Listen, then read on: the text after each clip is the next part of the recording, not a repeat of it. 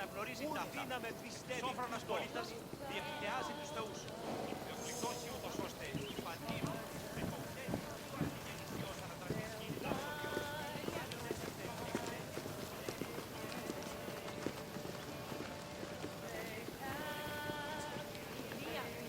ποιος εμέ περιπέσει.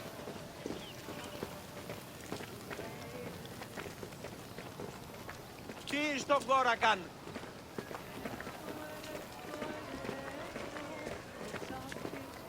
Τούτο άδικον εστίν.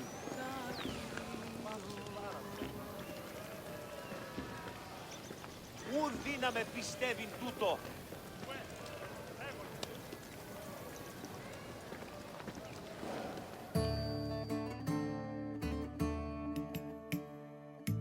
Hail, friend, and welcome to Olympia, home of the Olympic Games. My name is Varnavas, and I'm a ship captain. Don't be fooled by my eye. Though I've seen my share of combat.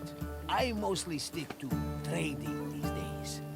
Well, Trading and introducing visitors like you to wonderful sights like this.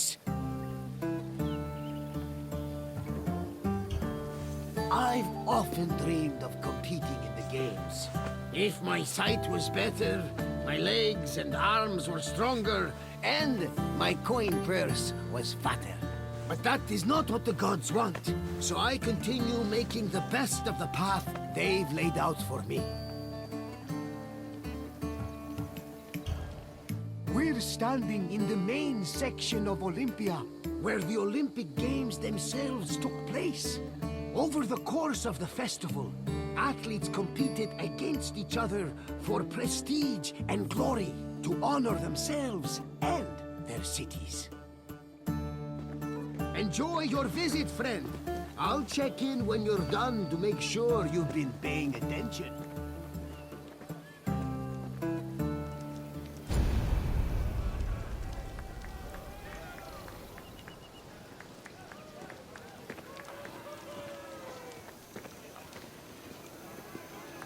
Ευράξ πατάτ.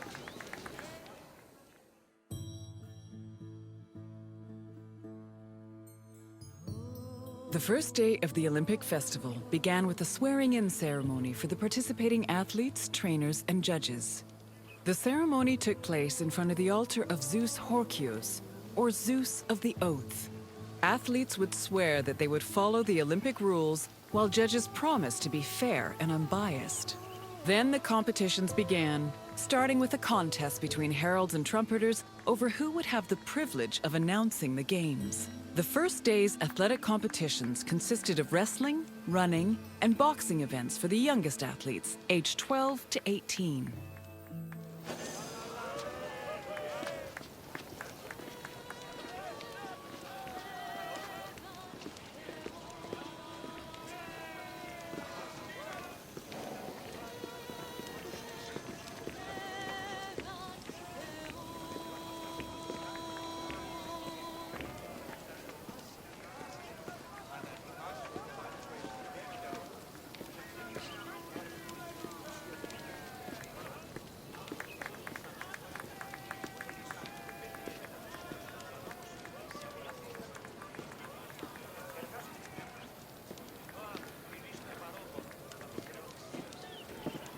Ανυπόφορον εστίν οράν.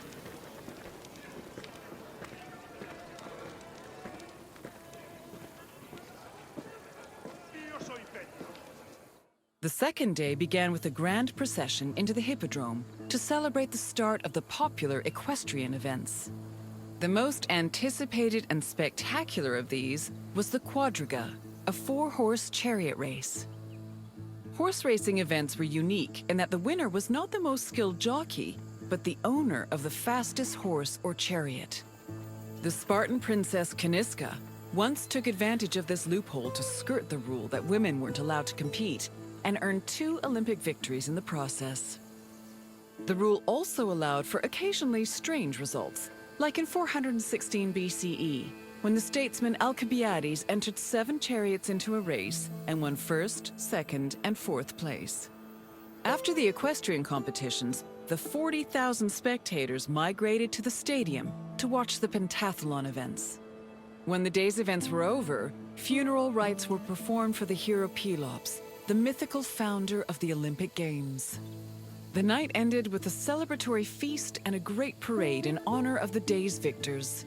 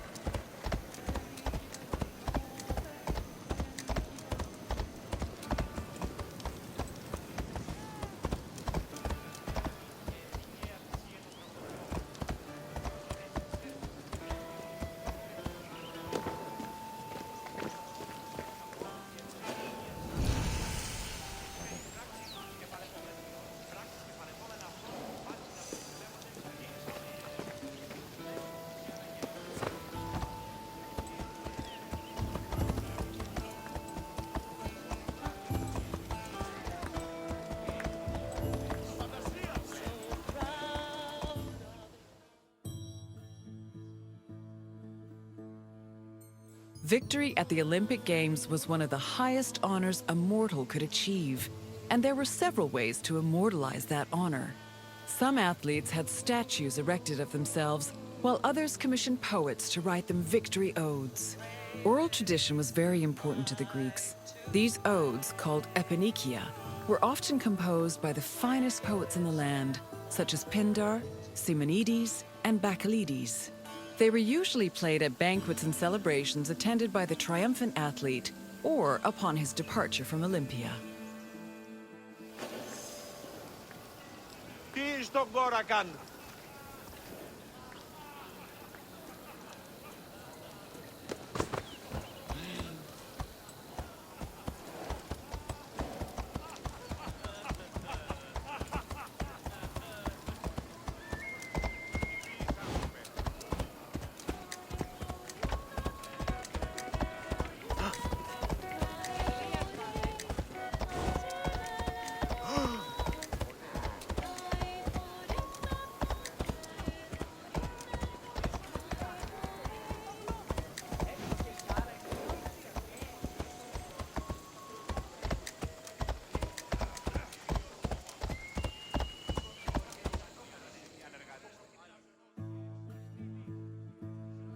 The pentathlon took place at the stadium on the second day. As its name implies, it was made up of 5 events: discus throwing, javelin throwing, jumping, racing, and wrestling. There are several differences between the ancient version of events and their contemporary counterparts. For example, ancient long jumpers held weights in their hands to give them momentum to launch, since there was no run-up before the jump. Similarly, if an athlete won the first 3 events, they were immediately declared the winner, instead of being judged by their overall performance in all 5 events. Running events work the same as they do today, with the notable exception of all the athletes being nude. As for wrestling, competitors were not divided by weight class as they are today, but instead by age. The winner was the first to throw his opponent to the ground 3 times.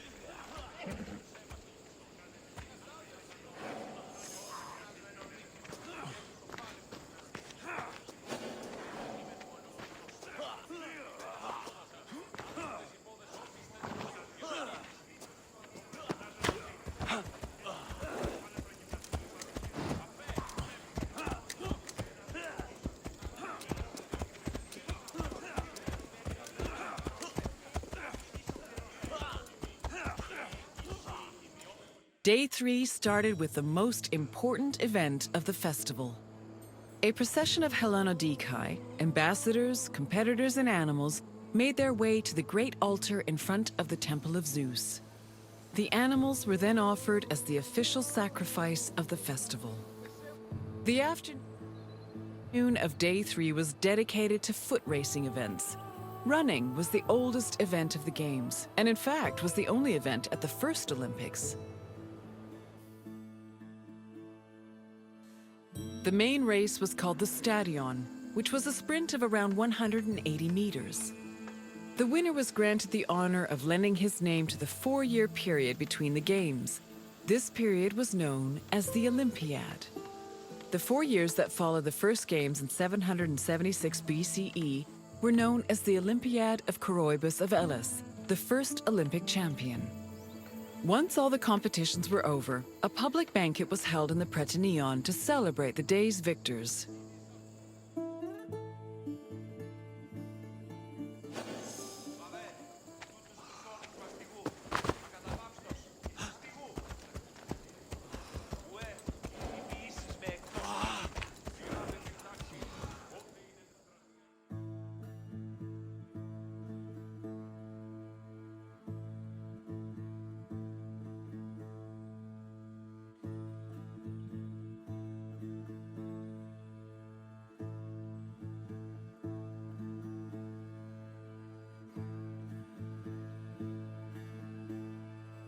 Day 4 was mainly for combat events. Wrestling matches were held in the morning, followed by boxing and pankration. Pankration was a no-holds-barred mix between wrestling and boxing. Almost all moves were permitted, except for biting, poking the eyes or mouth, and striking the genitals. The event was very popular, and it was seen as the ultimate expression of strength and technique. Later on in the afternoon, there was a unique racing event called the Hoplitodromos, or Race in Armor. In this event, competitors wore a helmet and held a shield to simulate running in the battlefield.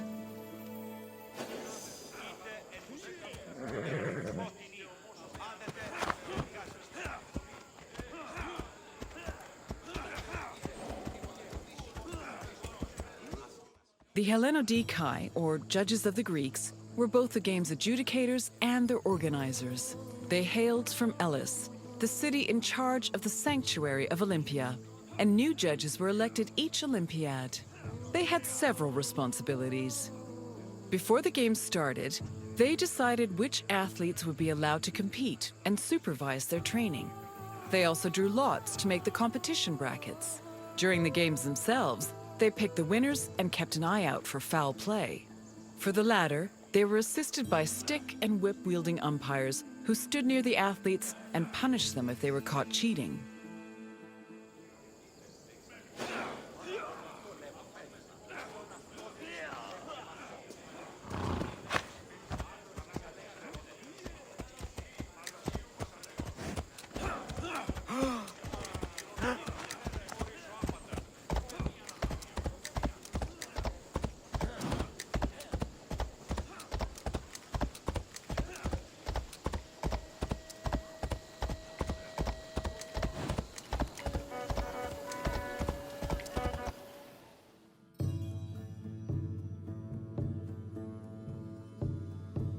Victory in Olympia was one of the most prestigious honors in all of Greece. Not only would victors be showered in glory in their home city, but their names would be known across Greece. The temptation to glory led some athletes to break their oath to Zeus and cheat. This could be dangerous, as there were many possible punishments should cheaters be caught. They could be disqualified and fined, or if they were caught cheating during a match, they would be beaten by nearby umpires. The most powerful deterrent of cheating, however, was shame. At the foot of Mount Kronios, and on the way to the stadium, were a group of bronze statues called Zanes, the plural of Zeus. These statues were inscribed with the names of the cheating athletes, how they cheated, and the fine that was imposed. The Zanes, which were funded by cheaters' fines, were strategically placed to be highly visible. Individuals or even entire cities could be found guilty of cheating.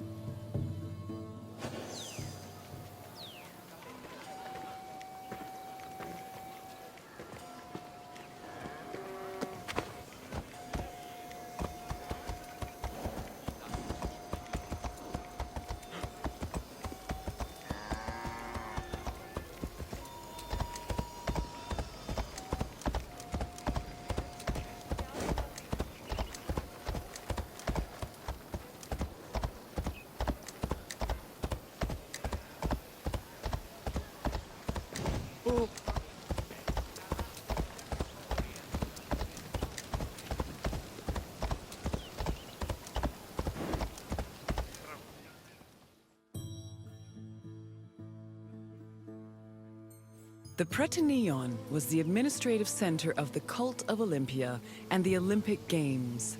The building housed the sanctuary's priests, as well as the game's officials. It was also used to stage the grand banquet held on the evening of the third day to honor victors. It also had a sacred function. Its central chamber was the location of the Fire of Hestia, a sacred flame that burned day and night. This fire was used to light the other altars around the sanctuary. This practice may have partially inspired the modern tradition of carrying the Olympic torch.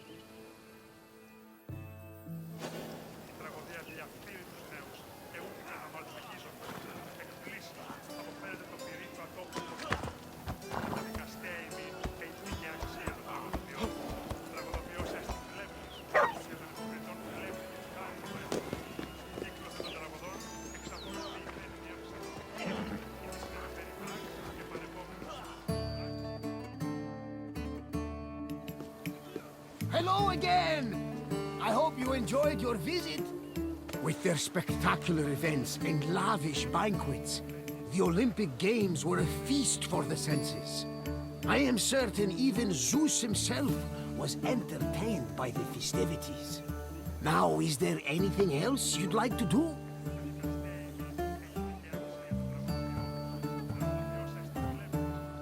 Very well. Safe travels, my friend.